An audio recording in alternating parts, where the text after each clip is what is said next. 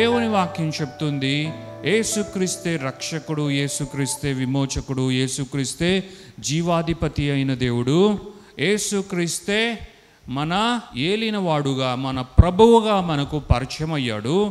ఆ విధముగా యేసుక్రీస్తే మన ప్రభువు, యేసుక్రీస్తే నా ప్రభువు, నా రక్షకుడు అని మనం అంగీకరించిన వెంటనే మన అంగీకారాన్ని బట్టి ఆయన రాజ్యములో యేసు నామములో మనము చేర్చబడ్డాము. యేసుక్రీస్తు నా రక్షకుడు, నా దేవుడు, నా ప్రభువు, నా విమోచకుడు అని చెప్పిన వెంటనే ఏ సమయము దానికి అవ్వలేదు, కానీ వెంటనే యేసుక్రీస్తు ఆయన రాజ్యంలోనికి నమ్మిన ప్రతి వారిని చేర్చుకోవడం జరిగింది. విశ్వసించిన ప్రతి ఒక్కరిని ఆ యొక్క రాజ్యంలోనికి యేసుక్రీస్తు ప్రవేశింపచేశాడు. హల్లెలూయా, దేవుని నామానికి మహిమ కలుగును గాక. ఈ రాజ్యానికి రాజు యేసుక్రీస్తే. ఆయన ఒక రాజ్యంలోనికి చేరుస్తూ ఉన్నాడు. అది దేవుని రాజ్యము, అది యేసయ్య రాజ్యము. ఈ దేవుని రాజ్యము, యేసయ్య రాజ్యము అని చెప్పబడేడు ఈ రాజ్యంలోనికి యేసుక్రీస్తే మనల్ని ప్రవేశింపచేస్తూ ఉన్నాడు. హల్లెలూయా. యేసుక్రీస్తు ప్రవేశింపచేయడం మాత్రమే కాదు, ఆ అర్హతను కల్పించడం మాత్రమే కాదు, దానికి కావలసిన పౌరసత్వపు అధికారమును అనుగ్రహించడం మాత్రమే కాదు, మనల్ని రక్షించి విమోచించి దేవుడు అనుకున్నటువంటి జీవమును మనకు సమృద్ధిగా అనుగ్రహించడం మాత్రమే కాదు, దానికి రాజు ఆయనే, ఈ రాజ్యానికి రాజు ఆయనే, ఆయనే రాజుల రాజు అన్నది మనం జ్ఞాపకం చేసుకోవాలి. యేసుక్రీస్తు ఆయన జీవిత చరిత్ర అంతా కూడా చదివిన ఎవరైనా సరే ఆయన రాజు అని అనుకోరు. ఎందుకంటే భౌతికముగా ఆయన ఎవ్వరికి రాజుగా కనిపిడు. కానీ ఎవరైతే దేవుని వాక్యాన్ని ధ్యానిస్తారో, ఎవరైతే దేవుని వాక్యాన్ని గట్టిగా పట్టుకుంటారో, ఎవరైతే దేవుడు అనుగ్రహించిన వాక్కును అన్వేషిస్తారో వారికి మాత్రమే తెలుసు ఆయన రాజ్యానికి రాజయ్య ఉన్నాడు.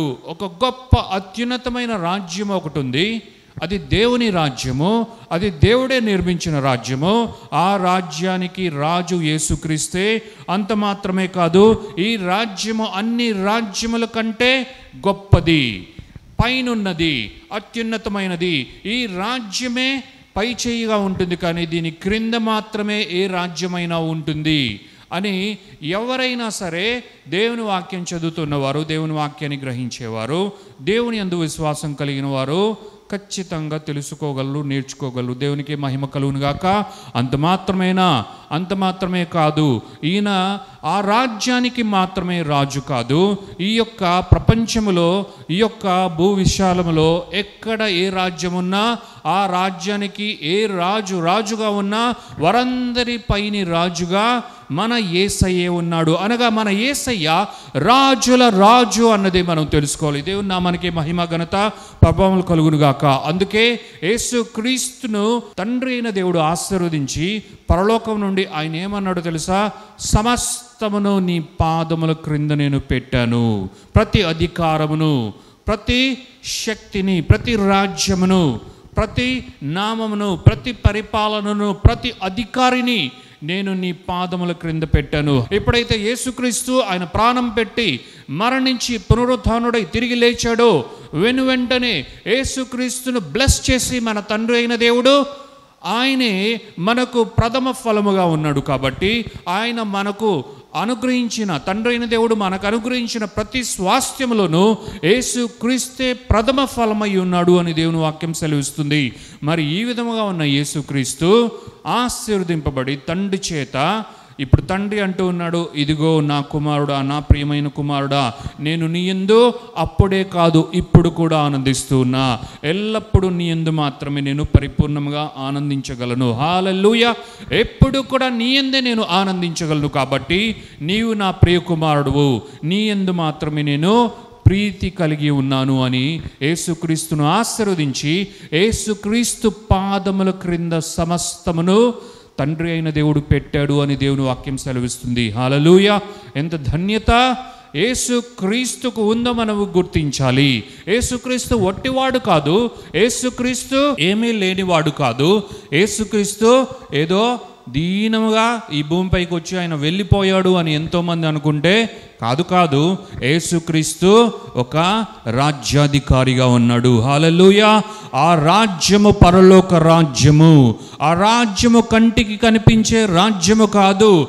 ఆ రాజ్యము ఇన్విజిబుల్ అండ్ ఇన్విన్సిబుల్ అయిన రాజ్యముగా ఉంది. ఆ రాజ్యము శక్తివంతమైన రాజ్యము, అది బలముతో నింపబడిన రాజ్యము, అది దేవుని అధికారము చేత నింపబడిన రాజ్యము, దేవుని యొక్క శక్తితో, దేవుని యొక్క నామముతో, దేవుని యొక్క కృపతో నిర్మింపబడిన రాజ్యమే ఈ రాజ్యము. ఈ రాజ్యానికి రాజు యేసుక్రీస్తే. ఆయన రాజుగా ఈ యొక్క రాజ్యాన్ని పరిపాలిస్తూ ఇక మిగిలిన రాజ్యాలన్నిటికీ రారాజుగా ఉన్నాడు మన యేసయ్య. హల్లెలూయా. మిగిలిన రాజులందరిపైని రారాజుగా ఉన్నాడు మన యేసుక్రీస్తు. హల్లెలూయా. ఇట్టి రాజును ఎవరైనా సెలబ్రేట్ చేయవలసిందే. ఇట్టి రాజును ఎవరైనా సరే మహిమపరచవలసిందే, కీర్తించవలసిందే, కొనియాడవలసిందే. ఇంత గొప్ప రాజును ఈ లోకము గుర్తించలేకపోతూ ఉంది. ఎందుకంటే లోకము గ్రుడ్డిది కాబట్టి, లోకము యొక్క దృష్టి ఎటుటో ఉంది కాబట్టి, లోకము యొక్క వైఖరి వేరే విధముగా ఉంది కాబట్టి, లోకానికి అంత జ్ఞానము లేదు కాబట్టి ఈ రాజును గుర్తించలేక, మనకు తెలుసు ఒక కాలంలో ఈ రాజును చంపడం జరిగింది.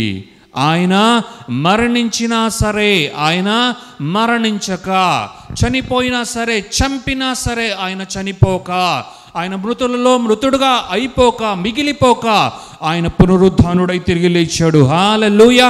దేవాతి దేవుని యొక్క శక్తితో, పరిశుద్ధాత్మ దేవుని యొక్క అభిషేకపు శక్తి ద్వారా యేసుక్రీస్తు మరలా పునరుద్ధానుడై తిరిగి లేచాడు అని దేవుని వాక్యం సెలవిస్తుంది. హల్లెలూయా. ఇట్టి రాజును మనము ధరించుకున్నాము అని అపోస్తులైన పౌలు సెలవిస్తున్నాడు. ప్రియులారా, ఈ రాజు మనకు కావాలి. ఈ రాజు మనకు చాలిన రాజుగా ఉన్నాడు, చాలిన దేవుడుగా ఉన్నాడు. అందుకే ఆయనను మనము ప్రభువా అని పిలవడం జరుగుతుంది. హల్లెలూయా. ప్రభువు అంటే నన్ను ఏలుచున్నవాడు అని అర్థం.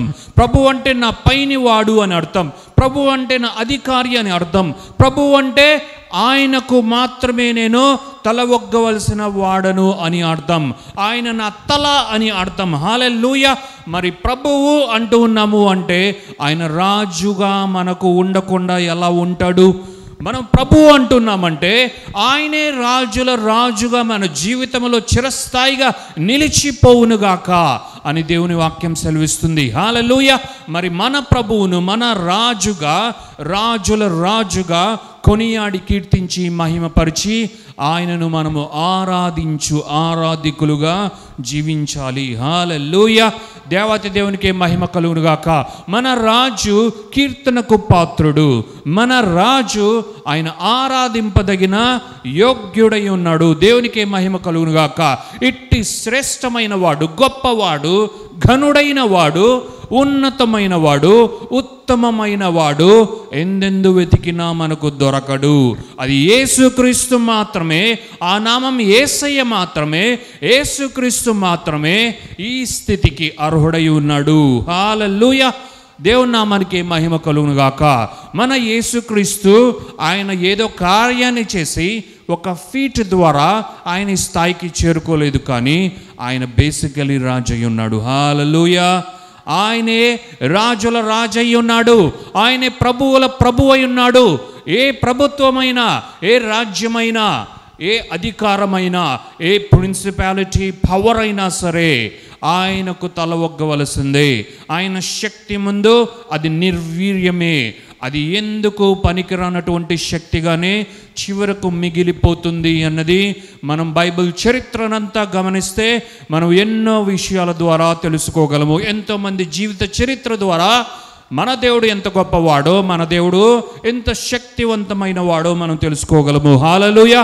అందుకే కదా 2000 సంవత్సరముల క్రితము ఉన్న ఒక ఆయనను గూర్చి, 2000 సంవత్సరముల క్రితము హింసింపబడిన ఒక ఆయనను గూర్చి, 2000 సంవత్సరముల క్రితము చంపబడిన ఒక వ్యక్తిని గూర్చి మనము మాత్రమే కాదు, ఈ లోకమంతా, ఈ యొక్క ప్రపంచమంతా మాట్లాడుకుంటూనే ఉన్నారు ఇంకా కూడా. హల్లెలూయా. ఇది చాలదా ఆయన జీవము కలిగిన వాడు అని, ఇది చాలదా, ఆయన కేవలము మానవుడుగా మాత్రమే లేడు అని, ఆయన మానవుడుగా ఈ లోకానికి కనపరచబడుచు ఉండొచ్చేమో, కానీ అంతకు మించి దైవాంశ సంభూతుడై ఉన్నాడు, దైవత్వము కలిగిన దేవుడుగా ఉన్నాడు, ఆయన దేవుడై ఉన్నాడు, దైవత్వంతో నింపబడిన వాడుగా ఉన్నాడు. వాక్యం చెప్తుంది దైవత్వం యొక్క పరిపూర్ణత ఆయనలో ఉంది అని దేవుడు సెలవిస్తున్నాడు. హల్లెలూయా. ఆ విధముగా మన దేవుడు ఈ యొక్క భూమిలో ఉన్న వారికి, భౌతికముగా చూచు అనేక మందికి, కళ్ళకు కనిపించే అనేక మందికి కేవలము ఆయన ఒక మనిషిగా మాత్రమే, ఆయన దీనుడుగా ఉన్నవాడుగా మాత్రమే, ఆయన హింసింపబడిన వాడుగా మాత్రమే, సిలువకెక్కిన వాడుగా మాత్రమే, ఏమీ అనలేదు కదా, ఆయన సిలువ పైన ఆయన్ను హింసించిన వారిని సైతం క్షమించాడు కదా అని కొన్ని మారల్ స్టోరీస్ మాత్రమే చెప్పుకుంటూ ఉంటారు. సరిపోదు, చాలదు, ఆయన ఇంకా ఎక్కువగా ఆరాధించాలి, సరిపోదు, ఆయన ఇంకా ఎక్కువగా పొగడాలి. ఆయనే దేవుడు, ఆయనే రాజు, ఆయనే రాజుల రాజు, ఆయన జీవము కలిగిన వాడు, ఆయన దేవుడు, ఆయన దైవత్వముతో నింపబడిన వాడు, దైవత్వం యొక్క పరిపూర్ణత శరీరముగా ఆయన యందు నివసించెను అని అపోస్తలుడైన పౌలు కొలొస్సీయులకు రాసిన పత్రికలో ఆయన వ్రాయడం జరిగింది. దేవునికే మహిమ ఘనత ప్రభావాలు కలుగునుగాక. ఇట్టి దేవుణ్ణి మన దేవునిగా స్వీకరించుటకు, మన దేవునిగా పొందుకొనుటకు, మనము ఆయనను పొంది అనుభవించుటకు, అతిశయించుటకు తండ్రి అయిన దేవుడు మనందరి కొరకు గొప్ప ప్రణాళికను రచించాడు. హల్లెలూయా. దేవునికే మహిమ కలుగునుగాక. ఇది మన కొరకు మాత్రమే కాదు, ప్రపంచంలో ఉన్న ప్రతి ఒక్కరి కొరకు ఈ గొప్ప ప్రణాళికను తండ్రి అయిన దేవుడు రచించడం జరిగింది. హల్లెలూయా.